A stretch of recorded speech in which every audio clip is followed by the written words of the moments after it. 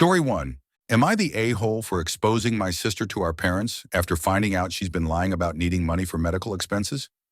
I, 32 female, feel sick even writing this, but I need to know if I went too far.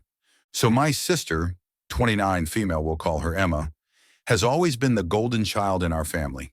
She's the baby, the one who could do no wrong. For the past year or so, she's been telling our parents that she's struggling with medical bills and needs help financially. She's always so vague about it, she'll say things like, "Oh, my insurance doesn't cover this specialist," or "I need this medication that costs hundreds of dollars every month." And of course, my parents always give her money. They're retired now and living on a pretty tight budget, but they love us and would do anything to help. Here's the thing though. Emma doesn't look like someone drowning in medical debt.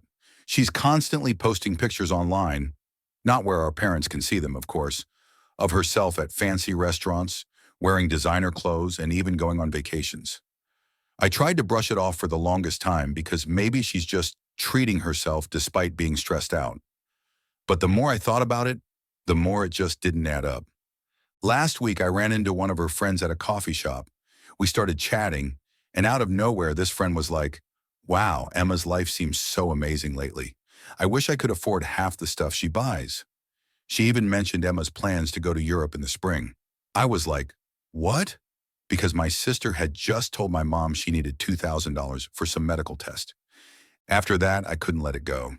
I checked her social media, and it was all their designer bags, nights out, receipts from luxury stores, even photos from a spa weekend. There wasn't a single hint of anything remotely related to medical problems. I confronted her when we were alone, and she tried to deny it at first. But when I pushed harder, she finally admitted it. She laughed and said, "It's not like they can't afford it. Besides, I deserve to live a little. They just waste that money anyway."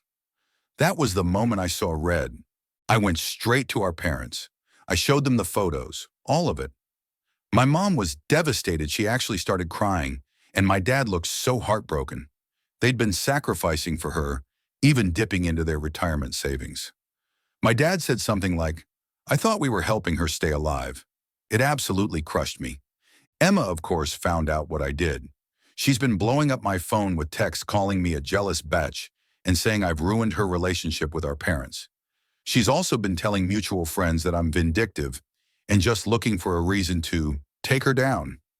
A few friends have even said I should have handled it differently, like talking to her first or minding my own business. But how could I just let her keep lying and draining our parents dry? They're not rich. They're retired.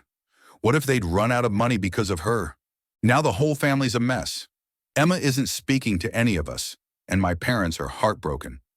Part of me wonders if I went too far by exposing her like that, but I felt like they deserved to know the truth.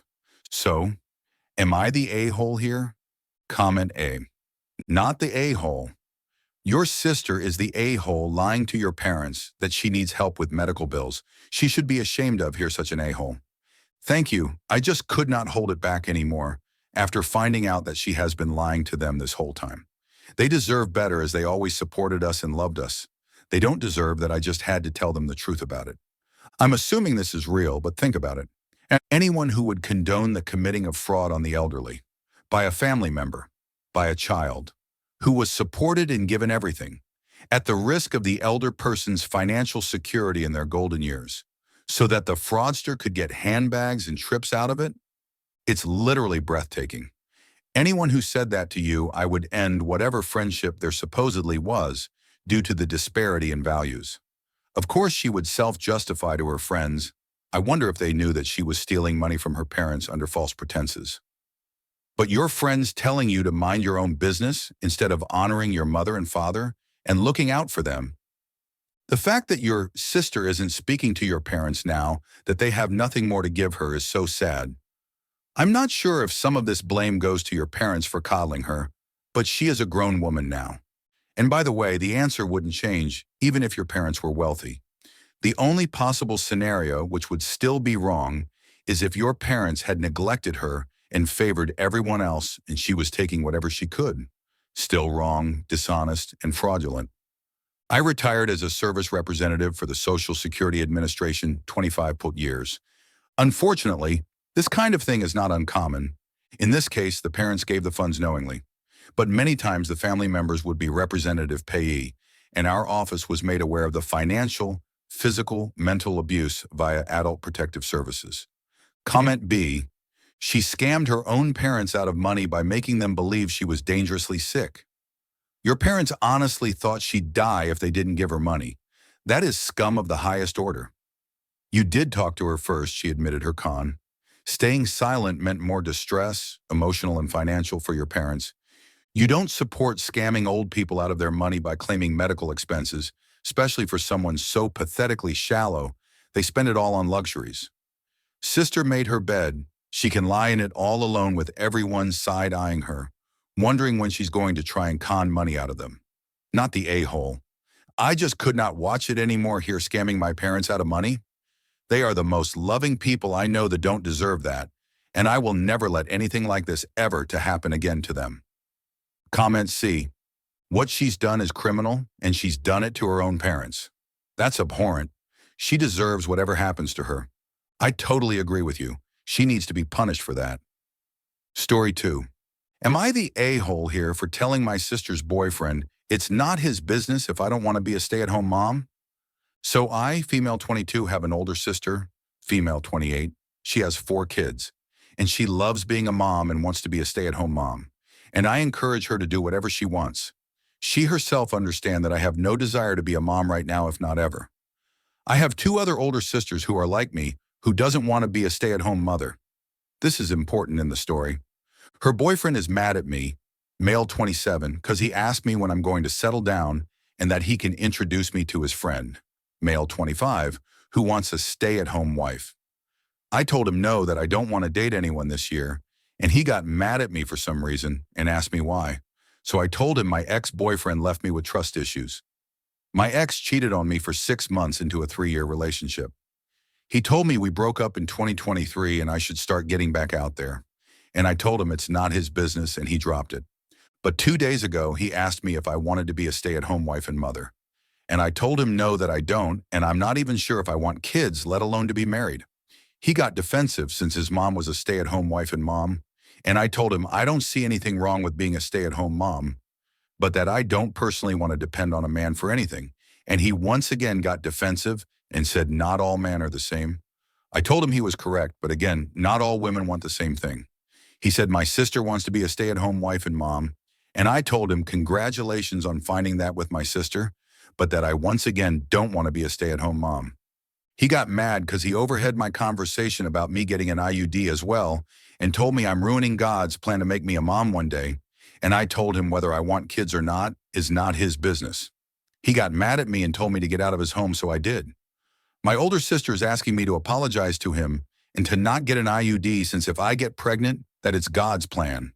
And she also told me I should reconsider being a OEA stay-at-home mom wife. I told her not everyone has that dream.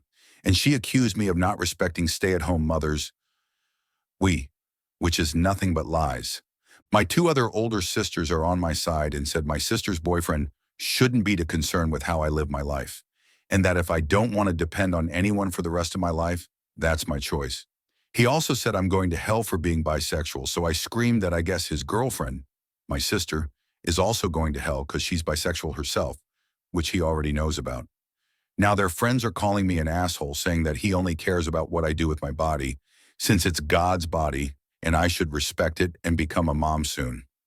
So am I the asshole for telling my sister's boyfriend it's not his business if I don't want to be a stay-at-home wife, mom?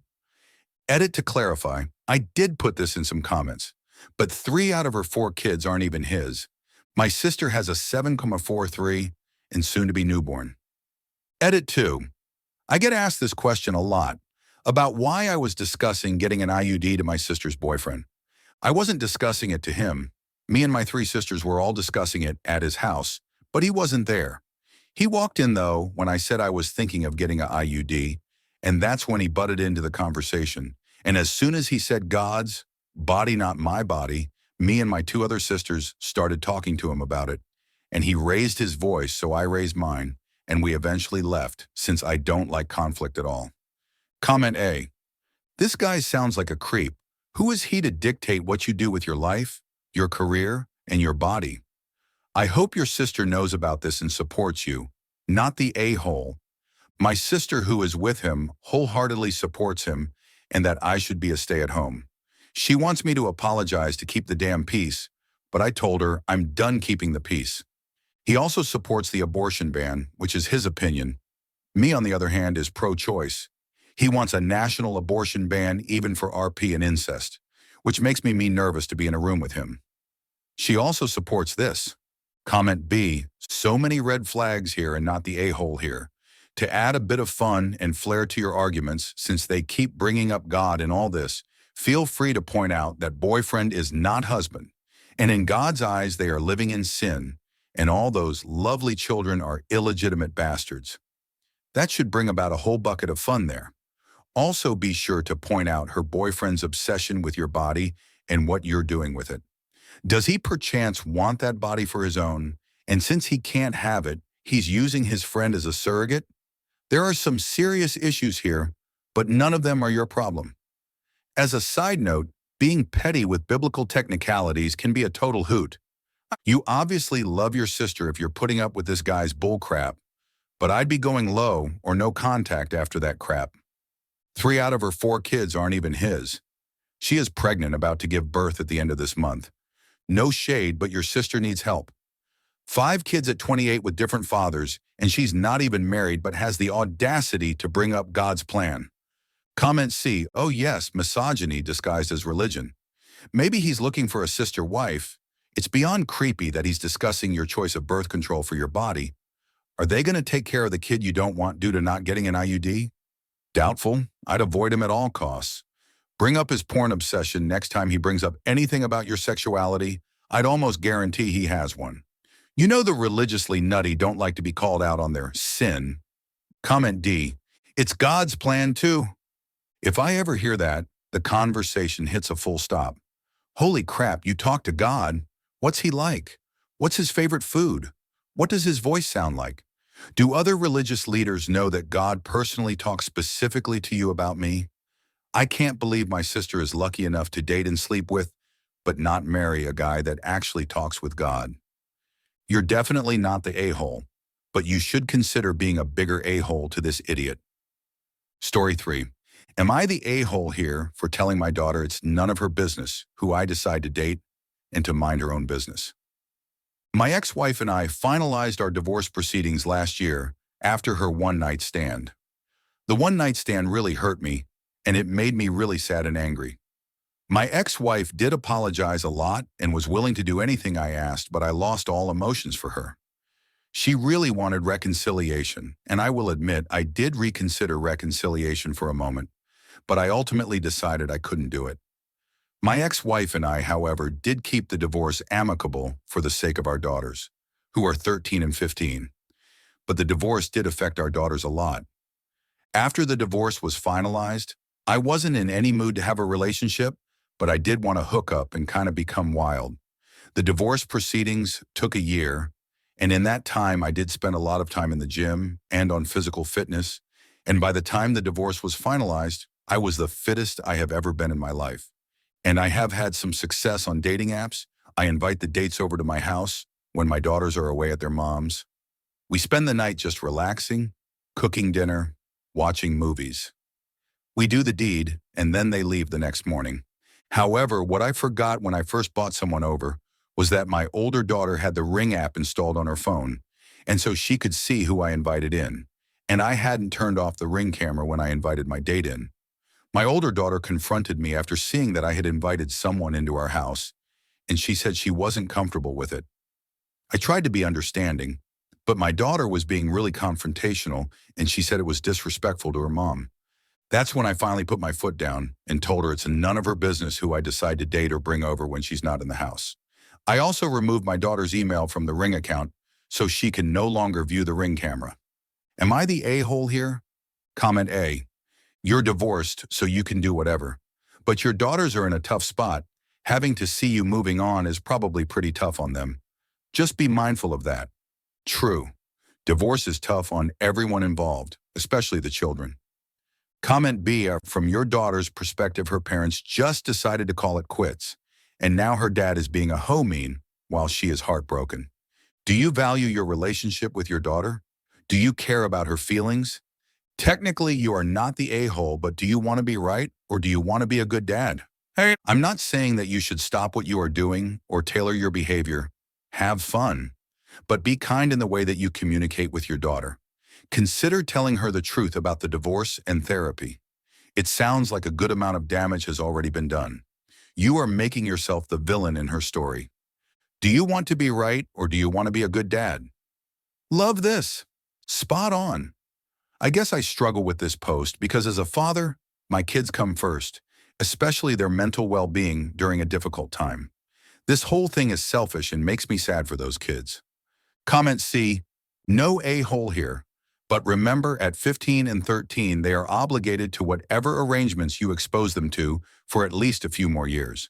If you focus exclusively on your interests and comfort, to the exceptions of theirs, who have little to no recourse in their situation, you risk alienating them and ruining your relationship with them in the future. You can always get a hotel. I agree, no a-hole here. However, bringing his hookups to his own house when his kids are at their mom's isn't the core issue. It's the fact OP forgot to turn off the Ring camera, so the daughters had to process what happened alone and became confrontational. Ultimately, they need a family talk, especially as OP isn't putting his life on hold with seeing women. Still, it's ludicrous to tell someone to buy a hotel instead of using their own home in which they're otherwise alone at. Comment D. Not the a-hole for living a single life. You're the a-hole for how you handled it as a parent. Your kids don't know why you're divorced, and then the actual proof they have of your separation is you inviting another woman into your house. You don't get to be an eye-hole father for the excuse of being a martyr. Either be transparent with them about infidelity and why you as adult have chosen to meet new people, or hold off on getting your pee-pee wet until you can adequately have a conversation with your kids who are innocent and confused in all of this. This story didn't start with you being the a-hole, but you're doing a hell of a job changing the narrative in the eyes of your own children. Even if you're not the bum, acting like one automatically makes you one. Shutting your kids out while they are trying to understand the state of the only family they have ever known is the definition of a selfish a-hole parental thing to do. You don't get to be an asshole father for the excuse of being a martyr. Holy crap, this is my dad entirely. Fits of extreme anger, dismissive, hard-headed, and yet is always the victim. And he's the one who cheated on my mother a couple times, chooses to divorce her after she forgave him, then acts like he's the victim of all of it. My relationship is always strained because of that, and I hardly want to see him. Sorry, kind of random rant. Obviously, OP is a different situation, but he needs to prioritize his daughters if he doesn't want them feeling uncomfortable every time they see him after they've moved out. Story 4. Am I the a-hole for not sending enough essentials with my kids for their half-siblings? I, 33 male, shared 50-50 custody of my children, 11 male, 10 female, and 8 male, with my ex-wife. My ex is remarried and has an additional 2 children under the age of 3 with her husband. They are struggling financially. They cannot afford to meet the needs of the children.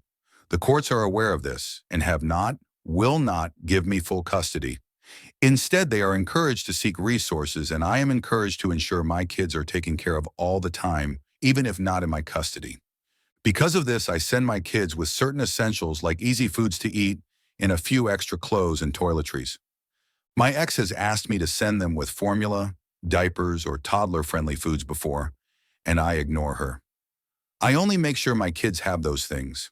I know she and her husband get a lot of help to provide better, and I do not feel like it should be on me to make sure their 2 kids are taken care of. But my ex had a fit over Christmas about our kids getting nice gifts and going to her house with food she and her husband couldn't provide, and she told me I was being an a-hole and petty with children who never harmed me in any way. I told her the job is hers and her husband's to ensure they are taken care of. She told me I can afford it, I could do it and be kind and make sure our kids don't see their half-siblings as lesser because they don't get as much. I told my ex she had some nerve expecting me to fix her mistakes, and this only pissed her off more. But her financial situation was never the best, and she decided to grow her family anyway. That wasn't a decision I had any say or part of. Am I the a-hole for not doing more for the other two children? Comment A, not the a-hole. Not your kids, not your problem. You're already doing right by sending stuff for your own kids. Your ex and her new husband chose to have more kids while broke. That's on them. Keep taking care of your three. Their money issues aren't yours to fix. This OP. But also document this behavior in text.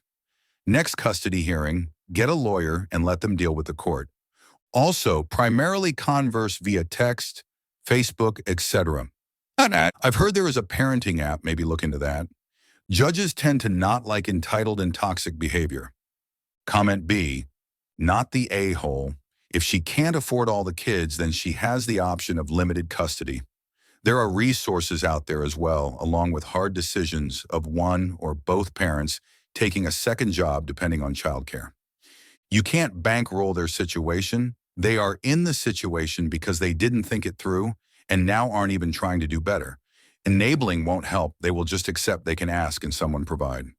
Comment C, not the a-hole. I really hope she's not taking things away from your kids. I mean, anything they bring with them, she probably confiscates and uses for the two other kids. Really expecting you to send diapers and formula for the young ones is absolutely crazy. But you say she's already hooked up with organizations and stuff, so either she's not getting enough or they use too much. But her younger kids are not your responsibility. Her or her husband can go out and get a second job if they're so strapped for money. You don't keep spitting out kids if you can't afford the three you already have.